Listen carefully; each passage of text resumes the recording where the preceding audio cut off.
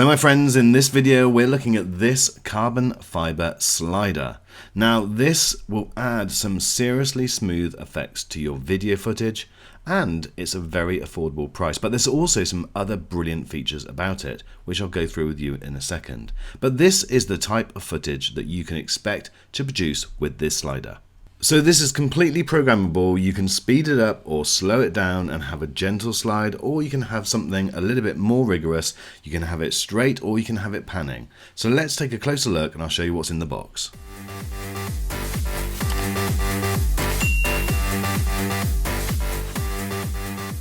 Now this slider comes in at £240 in the UK, $250 in the US, and that is around £100 cheaper than the GVM slider which I looked at earlier this year. The other advantage with this is that it's carbon fiber, and so therefore it weighs a lot less, and that means that you can pretty much take this anywhere. And there's also another big advantage for studio work or any type of landscape work which involves a tripod, which I'll also show you later on as well. But this is the device. It comes in its own bag with an accessory box. Again, I'll go through that in just a second. The carbon fiber is great. You can literally, if you want to, just pop a camera straight on here and just operate it manually. You don't actually need to have the electronic slider side attached. It's got legs on either side, and again these are removable, so if you do want to pop this onto a tripod and just reduce the weight a little bit more, then you can do that easily. So I do have to say the build quality is absolutely first class. There is no concern there at all, and this weighs just 6.6 pounds, which comes in around exactly 3 kilos. Okay, in the little case is all the accessories that you need to make the motor work. There's the control panel there, which operates via an Ethernet port.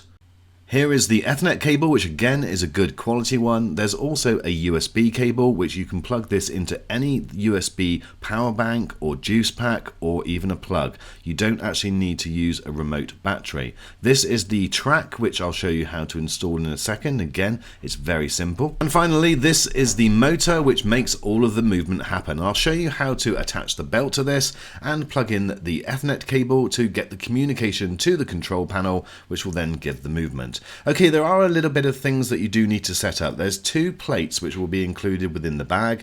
They need to be attached to the bottom of the slider.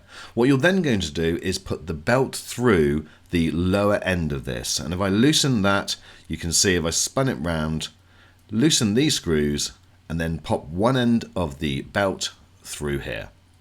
Once you've got that in, just make sure that you've got a little bit of room to move it on the other side, and then tighten that up. Okay, once that's tight, you just need to wrap the belt around the track. Just give it a little pull either end, because then you should see the actual movement in the actual dials or the wheels, so that you can see that you wrapped it around the right way. But there's teeth on that wheel, so therefore you just correspond the teeth to the teeth on the belt. And as you can see, it's moving when you pull it. So now all we need to do is attach that motor. And again, this is just a case of just tightening up 2 screws on the 2 red nuts or the 2 red bolts straight into the side of the slider. Okay, the final thing on the slider to do is to pass the rest of that belt through the other end and again tighten those 2 screws. Now, for the purpose of this video, I'm going to be using a battery which just plugs into the back, and it's one that I've already had previously. Now, this doesn't come with the slider, so if you've got a battery, then great. Otherwise, you can just plug it in via USB. Plug both ends of the Ethernet cable into the corresponding ends on the control panel and on the slider, and then you are ready to go. And the first thing it will say is set point A. All you need to do is set it to point A at one end of the slider, and then it will say to you to set point B, and all you do is take it to the other end of the slider and then click on set point B. Now there's a number of different options for different modes. There's live motion, there's time lapse, you can reset points A and B, and then you can go into the general settings, but I won't bore you with that now.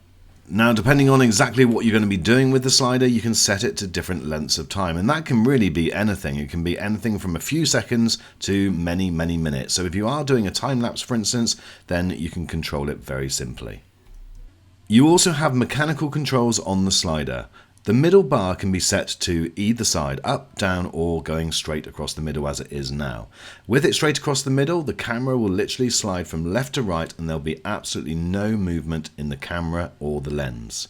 However, if you want to focus on something, then you can set it so that it focuses on whatever is in the middle. And all you do now is have the camera on a different angle, and as you can see, it will be focusing on a certain thing, and as it slides around, it keeps that point in focus. So you can set that through, obviously, the viewfinder on the camera. And likewise, if you want to have a panorama, then you can set it going the other way, which again is very, very simple. Just unscrew the bar, do it to the other way, and as you can see now, it starts from going from right to left, giving you a complete panorama.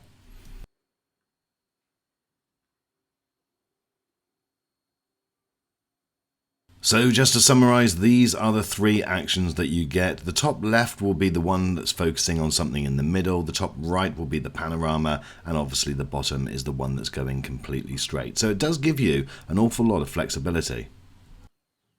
Now, we mentioned earlier on how light this slider is. Being just 3 kilos or just 6.6 pounds means that you can attach it to a good quality tripod. Now, I've got the Manfrotto 055, which is quite a decent tripod. It's not cheap, but if you've got something as good as this or better, then you will be able to attach this slider to it, and it means that it's strong enough not to cause it to tip or sway too much.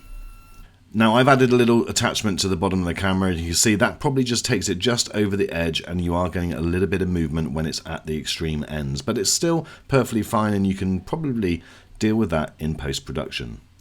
So my friends, that is the Canova slider. It's made of carbon fibre. It comes in under $250, under £240, which I think is great value. It's light, so you can take it with you, and you can even put it on a tripod. I've got links in the description for you to check it out for yourself. Thanks as always for watching this video, my friends. Let me know what your thoughts are in the comments.